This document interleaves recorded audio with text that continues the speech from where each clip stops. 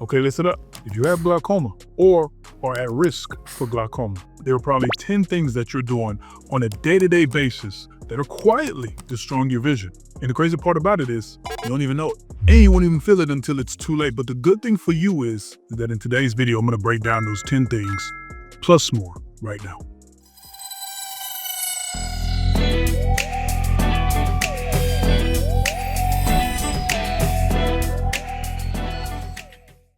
What's good, everybody?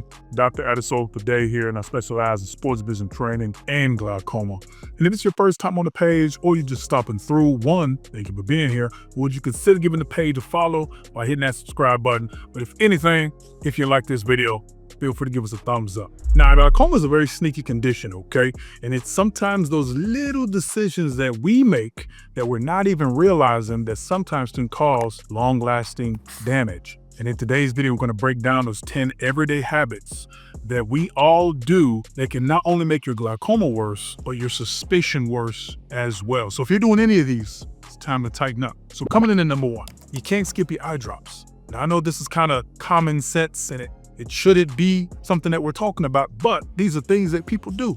They forget to use their eye drops. And even if you miss one day, you're going to spike your pressure, which is going to lead to glaucoma damage. And not only that, you build a habit where you lack discipline and you lack the consistency, which builds a habit that lets you think it's okay. And because you don't feel anything in glaucoma, you sometimes don't realize the impact that is being caused when you're skipping your eye drops. So obviously, glaucoma is not going to take a day off, so neither should you. Coming in at number two, sleeping face down on your pillow. Now, this is another one of those ones that people don't realize causes damage, but it does. You actually are putting pressure directly on the eye, which is going to cause, it's almost like speeding up the damage of glaucoma because of the direct pressure you're placing on that eyeball, right? So that's something that if you do, you definitely want to minimize. Coming in at number three, this one's gonna be tough, but for my caffeine lovers, I'm sorry. If you are at risk for glaucoma or you have glaucoma, you gotta slow down on the caffeine usage, okay? Too much coffee or excessive caffeine usage in the morning can cause a temporary elevated spike in your pressure. And a lot of the studies show that it's because there's a lack of proper drainage whenever you do consume that amount. So if you're someone that likes to drink a lot of coffee, what I would do is minimize the cups, okay? Maybe one is okay, okay? Or switching to alternatives such as teas, matcha, or any other thing like that. So the 2-3 energy drinks or the 5-6 cups of caffeine with the espresso and all that stuff, we're gonna have to tone that down. You hear me? Coming in at number four, holding your breath or not breathing during a workout, okay? Now this one was big for me growing up because when I lift heavy, I tend to not breathe. I'm doing what we call it Valsalva maneuver. What a Valsalva maneuver is, anything where you have to hold your breath and exert your body. So it's like this. And when you're doing that maneuver, it causes the pressure to shoot up because of the vascular system kind of going all haywire. So the rule of thumb is if you're lifting or you're doing any kind of workout, make sure you breathe, okay?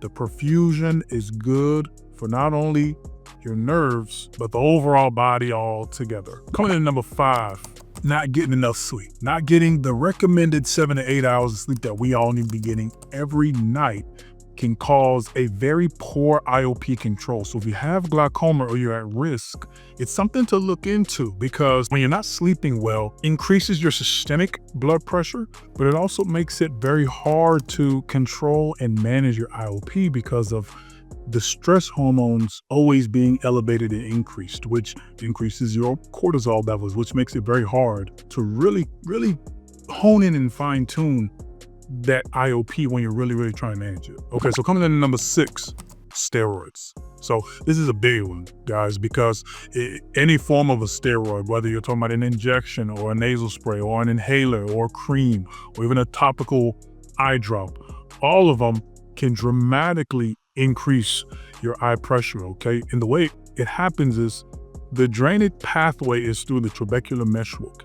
And those pathways need to be very flaccid and fluid and not rigid. And these steroids, they tighten up and they stiffen those pathways, which makes it really, really hard for drainage to leave the eye, which can shoot that IOP up to very, very high numbers, okay? And that's why even when we're treating things in the eyes and we're using certain medications, we're always making sure that we are implementing a steroid at the right time, because if we implement a steroid at the wrong time, we could cause a secondary glaucoma, which is a whole nother can of worms for a patient. Now, for number 7, staying in dark rooms for a long, extended period of time. Now, the jury's still out on this one, okay? Because there's no actual evidence that suggests that you're going to have glaucoma because of this. But if you are someone that's at risk, and when I mean at risk, if you have family history or you have narrow angles, which can cause a very huge spike in glaucoma,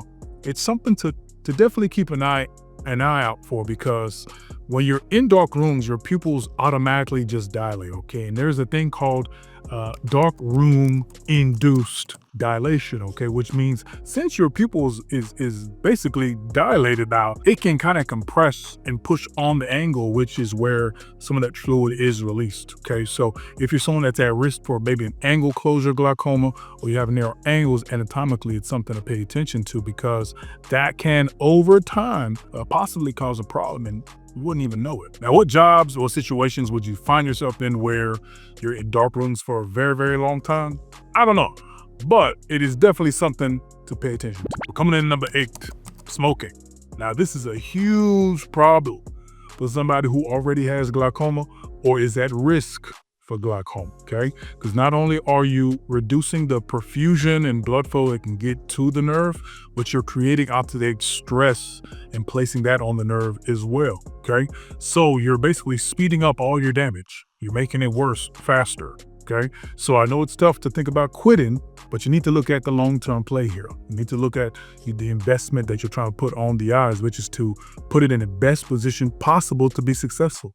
Okay, which means we need to start thinking about making some necessary adjustments in our lives that will help us retain our vision long term. Okay, and smoking is one of those things that can destroy your eyes very quickly. Okay, now for number 9, dehydration. Okay, now this is also one of those shaky ones, but if you're constantly dehydrated and you don't drink any water, or maybe you have an autoimmune condition that just dries your body out, okay, it's very important that your optic nerve is getting the blood flow and the perfusion that it needs, okay? So this is an easy one to fix. All you gotta do is just drink more water, and that solves it. Now, last but not least, coming in at number 10, okay? This is the one that kills everybody, and it's missing your follow-ups and all your eye appointments, okay? Once again, one of these common sense ones, okay? We saved it for the end because I want to continue to explain and push the narrative of how important it is to get your eye examined. And not only get your eye examined often and yearly, but go to your follow-up appointments. If you're someone who has glaucoma or you're at risk for glaucoma and they're monitoring you and they're watching you on a consistent basis, whether it's every 3 months, whether it's every 6 months, you got to keep going, okay? I know that when you go to these exams, what they're going to do is run an OCT on you, and they're going to make you do what we call a visual field, where you sit in the machine and you click a button for like 20 minutes in both eyes, or maybe they give you a headset, VR headset, and then you sit there and click a button. But either way, I know it can be taxing. I know it can be time consuming, and you can feel like you're wasting your time and your money, but you're not. Okay, what you're doing is preventing yourself from losing your vision, and you are staying ahead of everything, not letting anything get ahead of you. Very important to maintain your appointments, okay? Because this is where everybody goes blind, loses their vision, and falls off a cliff. So if I'm going to petition and submit anything to you, the most important part of this entire video is to make sure you get your eyes checked on a consistent basis, because glaucoma is silent and doesn't play fair, so we got to fight back, okay? So With that, guys, I hope that this video was helpful and that you learned something today. If you found it valuable, if you liked it, feel free to give us a like, share the video, and once again, subscribe to the channel so you're always staying updated and current with all the videos that we drop. So I'm gonna leave you guys with that one. I'm gonna see y'all on the next video. Until then, be blessed, and as I always say, keep your vision clear. Peace.